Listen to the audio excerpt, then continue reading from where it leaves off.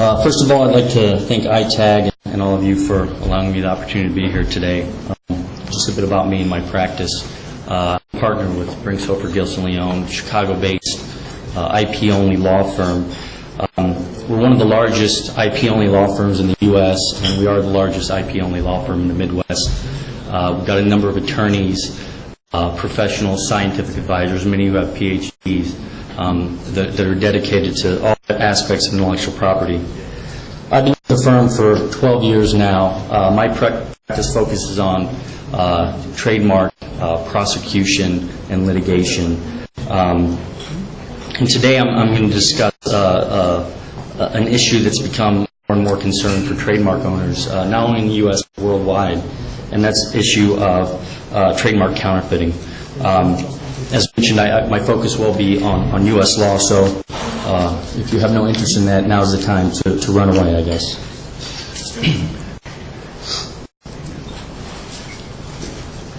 As we'll see, the counterfeit problem in the U.S. Is one that has a significant economic impact. It has an economic impact on trademark owners, on consumers, but it also has an impact on government and taxpayers. That's not to mention the increasingly severe social impact. It's not a problem, again, that's limited to some country or specific region. It's truly worldwide in nature. To battle this plague, governments have enacted and continue to act various legislation, both criminal and civil, to combat this. Now, as this will show, there's a huge economic impact resulting from trademark counterfeiting and copyright piracy. This is manifested in several ways: lost sales and profits to brand owners, damage to the reputation and business goodwill of brand owners, lost tax revenues to governments and impact on government services, loss of legitimate jobs to those individuals who are manufacturing genuine products. And indeed, as the slide shows, by 2015, it's estimated that the global financial impact of counterfeit goods in the range of $1.7 trillion and include a loss of 2.5 million legitimate jobs. And this is on a yearly basis, folks. But more than just economics, severe social costs have come to light. This is especially true in the pharmaceutical industry. Recently, in the last couple months, the FDA issued warnings about counterfeit Lipitor and Viagra products, as well as other drugs that were being sold at the Mexican border and not only imported into the United States, but exported to other countries as well. In fact, an estimated 10% of all pharmaceuticals are counterfeit. Counterfeits pop up in organized crime syndicates, resulting in large-scale money laundering. And more recently, there's been instances where revenues from counterfeit sales have been shown to go support terrorism. As far as some of the more recent trends go, as I mentioned, organized crime is developing a stronghold on counterfeit goods. Early in 2010, the FBI conducted a raid and busted a crime ring in New York and New Jersey. They were involved in money laundering and trafficking in counterfeit goods, including pirated software. In July of last year, we discovered that a counterfeiter who had been sentenced had links to some terrorist organizations. And in November, there were reports, again in Mexico, that a Mexican drug cartel had been counterfeiting and operating in pirated software. The Internet is another big issue. It involves business-to-business websites where manufacturers of counterfeit goods are linking up with distributors of those same goods. It's rampant on consumer retail and auction sites such as eBay and Amazon. Recently, last year, a case was handed down, a Tiffany case, where the plaintiff tried to bring a claim against against eBay, and get them on contributory liability. I mean, it was shown in the facts that the counterfeiting was rampant on the website. since there was no knowledge of that counterfeiting, the court held eBay not liable. Doesn't just affect major brand owners anymore. Increasingly, smaller brand counterfeit goods are being found. This is primarily due to the variety of goods being counterfeit. It's no longer Rolex watches and Gucci bags. It's everything. It's also due to the higher quality of the goods that are being counterfeited, which makes it more difficult for customs agents and prosecutors to detect this. Again, products are affecting public health and even national security, where they've been found, for instance, to be entering the stream of government suppliers.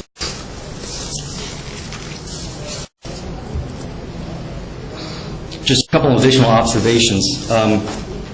There's an increasing trend for the counterfeit good itself to be shipped separate from the product packaging or the labeling, which again makes it more difficult for customs to apprehend the counterfeit goods. The goods will come into commerce, again, separate from the labels, and then be reassociated once in and then put into the stream. Again, the internet volume is growing rapidly, as is recidivism. In China, it's estimated a staggering 75% of those websites that are taken down due to counterfeit goods are emerging soon after. As I mentioned, it's no longer Rolex watches and Gucci bags. Another way to look at it is it's not just highly visible consumer brands. It's plaguing medicines and healthcare products, food and beverage products, chemical products, machine parts such as those manufactured for airplanes and autos, as well as more mundane consumer goods such as razors. These all have health and safety consequences. There may also be products that consumer don't see. It used to be products that we only were aware of, but now it's embedded in chips, branded chips within cell phone computers. Just to move on to a couple examples.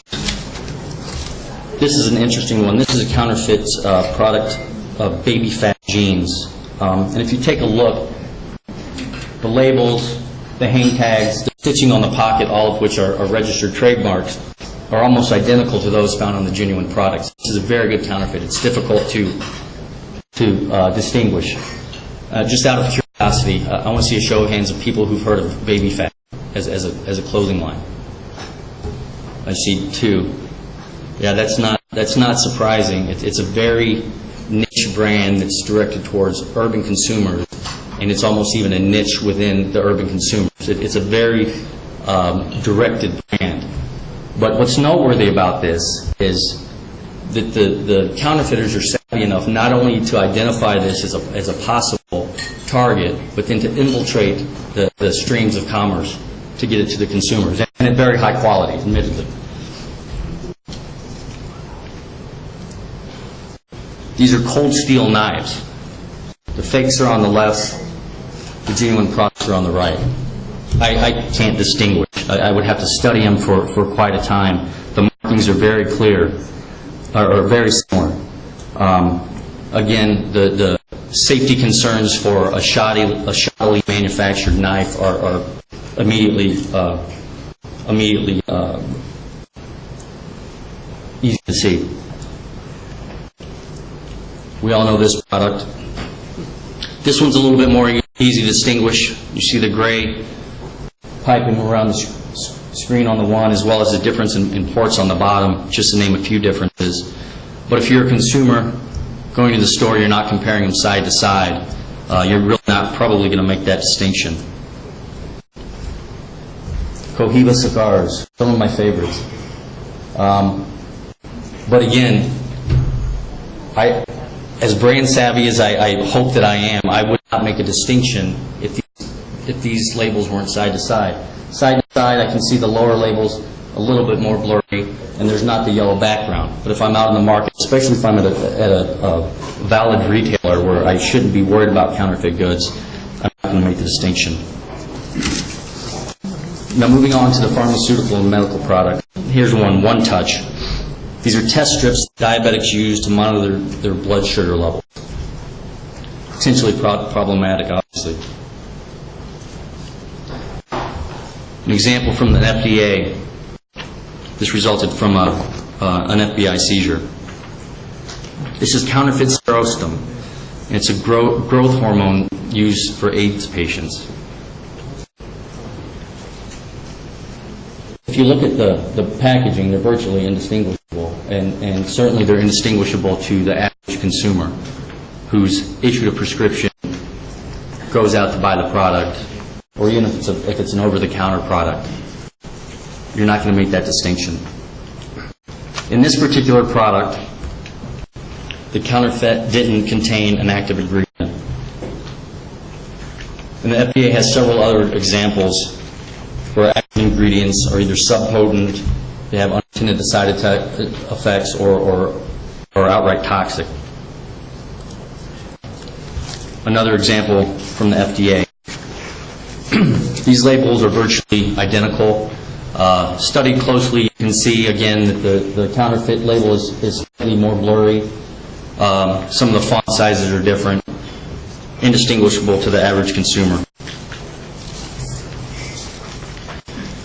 And this is one that I actually am particularly concerned about. This was a case where the FBI seized a counterfeit Cisco router.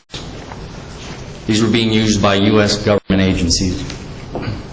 Now, here you crack open the product to really notice the differences. Detailed comparison of the welding, one clean, one dirty, slight modifications or different placement of some of the components, but nobody is going to make these distinctions with the naked eye.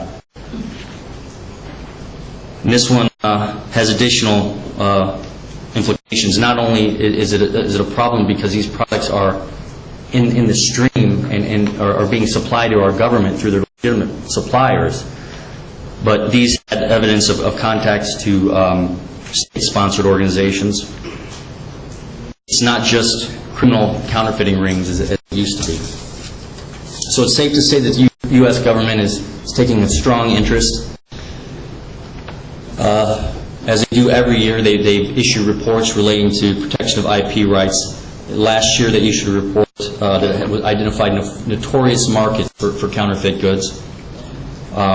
These are markets that either in the past have been subject to enforcement efforts or, for one reason or the other, would be subject to heightened scrutiny in the future.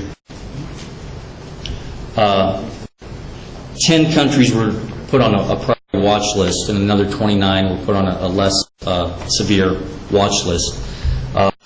The priority watch list had the usual suspects: China, Russia, Mexico. But interestingly enough, Canada was on the list as well. And you don't think of Canada as a country where a number of counterfeit goods come from. The reason being that Canada has very lax legislation in the area. Canada, to be effective, needs legislation in the copyright area to address internet piracy. Hasn't fully implemented WIPO suggestions and procedures and treatises. They have weak enforcement of IP at the border, no deterrent sentences, and in Canada, the customs agents can't seize products absent a court order.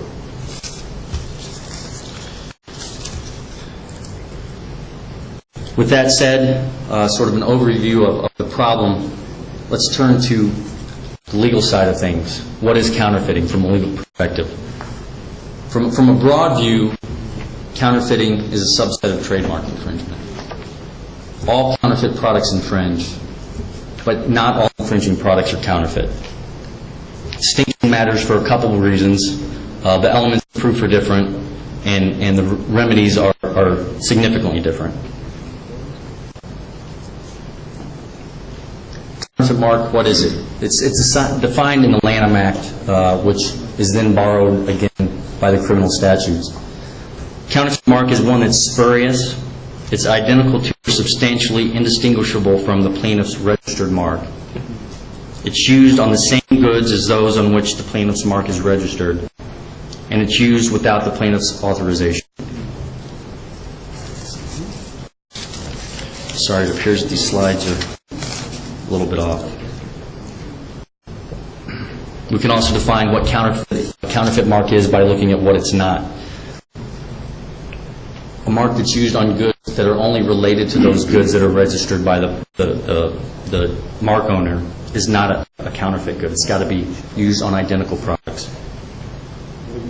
A mark that is identical or substantially indistinguishable from the plaintiff's unregistered mark is not a counterfeit mark. It's got to be a registered mark. Nor is it a counterfeit mark if at one point in time the plaintiff had authorized the use of the mark on the specific goods. This gets into the area of product overruns and gray market goods, which I'll touch upon briefly. Now, there's several avenues of enforcement against counterfeit goods. One is civil counterfeiting under the Lanham Act. The Lanham Act creates liability for the use of a counterfeit mark in a way that's likely to cause confusion, cause mistake, deceive. If this sounds familiar, it's because this is a standard infringement for trademark infringement virtually worldwide. Turning now to the elements of counterfeit marks, and this is going to be a brief review of a little bit of what we've already gone over. Counterfeit mark is counterfeit if it's spurious, identical to, or substantially indistinguishable from plaintiff's mark. Plaintiff is making use of that mark. It's registered as a mark on the principal register of the United States Patent and Trademark Office, and the registration is for the same goods as are the counterfeit goods. Also must show that the defendant's use is likely to cause confusion and the defendant's use is unauthorized. Now again, by making out the elements of what a counterfeit mark is, you've necessarily shown in the majority of the courts that confusion is not only likely but almost certain.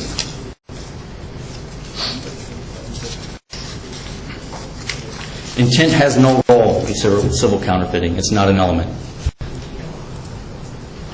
Contrast this with criminal counterfeiting statutes, which applies to one who intentionally traffics or attempts to traffic in goods or services with the knowledge that those goods or services are bearing a counterfeit mark.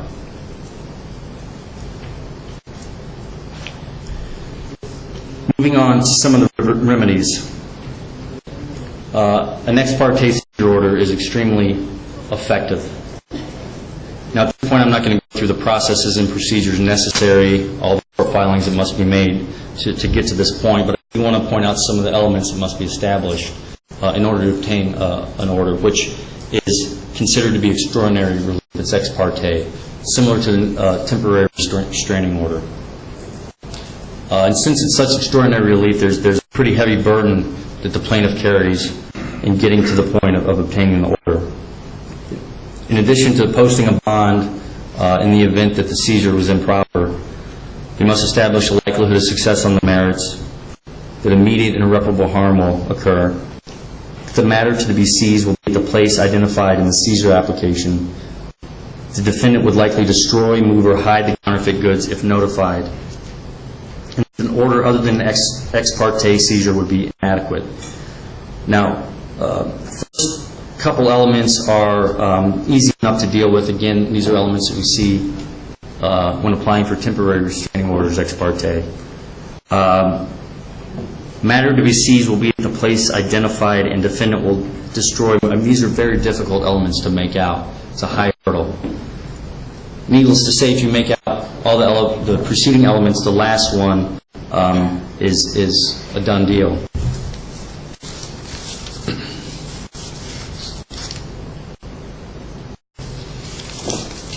These orders not only target counterfeit goods, but they target virtually anything related to manufacture, distribution, sale of the goods. Included would be documents, machines used to manufacture, etc. Orders can also be somewhat vague. The court doesn't want to be too specific in fear that they may miss some counterfeit goods. One way, the court sends the U.S. Marshals out to seize these goods, and it's always a good idea for the trademark owner to aid them in this attempt. You can do that by giving them a checklist of what to look for, but the far more prudent way to do it is to actually have a representative of the trademark owner go out and help identify the counterfeit product. This not only helps avoid seeing the products, but it also avoids a potential liability for wrongful seizure.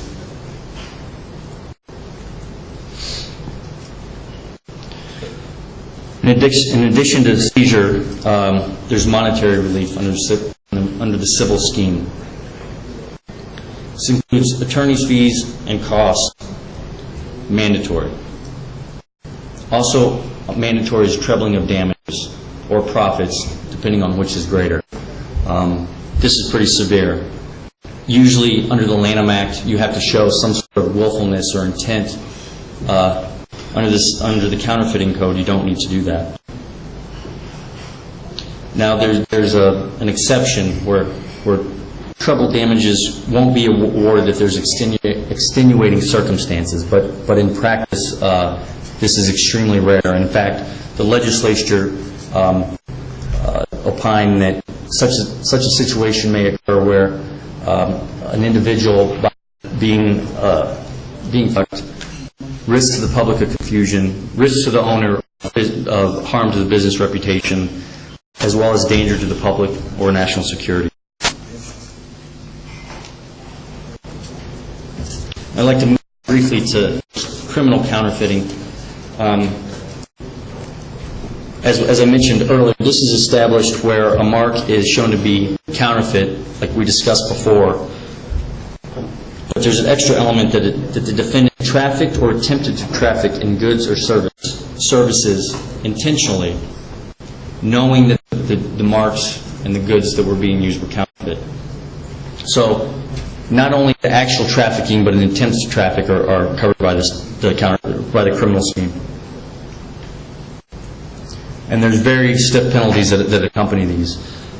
Between 10 to 20 years of imprisonment, a $2 to $5 million fine to individuals, and a $5 to $15 million fine to entities, depending on whether it's the first or subsequent offense.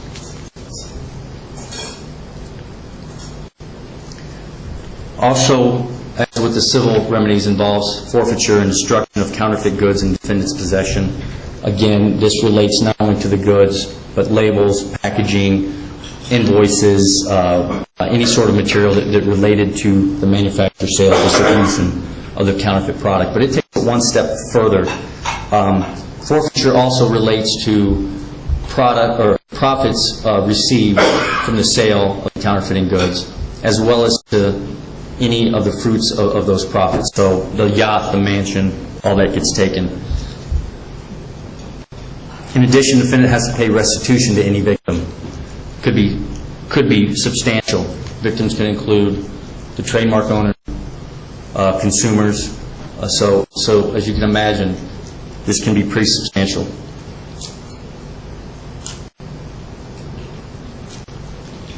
This is always a good idea. Well, first let me point out that criminal counterfeiting can coincide with civil counterfeiting. So often what happens is a trademark owner will gather information relating to exporters, importers, ports where the products are coming in, and they can hand that information over to the U.S. Attorney's Office, who will then be that far ahead in prosecution.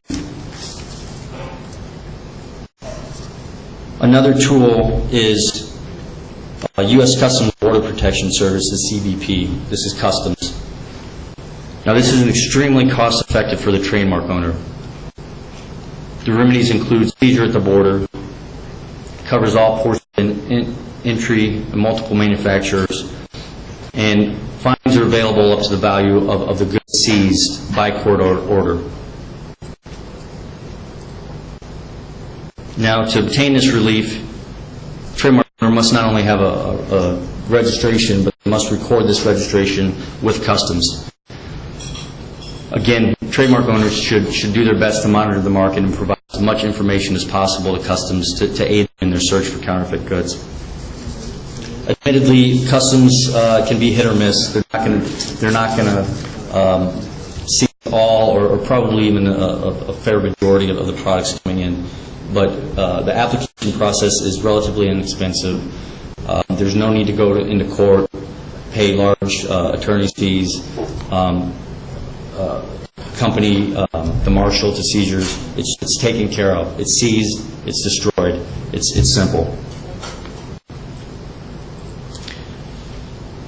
I'll just touch upon briefly one last method of border enforcement, and that's before the ITC. This is somewhat less used than the other methods. Can take action against importation of counterfeit goods upon a showing of violation of the Lanham Act.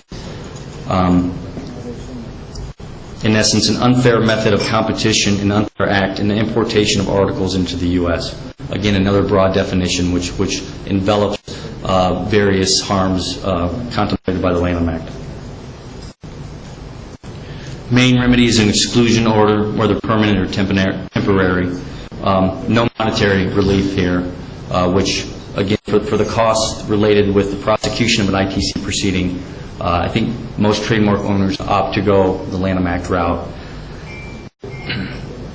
Now, one benefit over district court proceedings is that the ITC exclusion orders are in rem, meaning they attach to the goods themselves, not to any particular foreign manufacturer. So there's no need to establish personal jurisdiction like you need to do with a civil counterfeiting claim.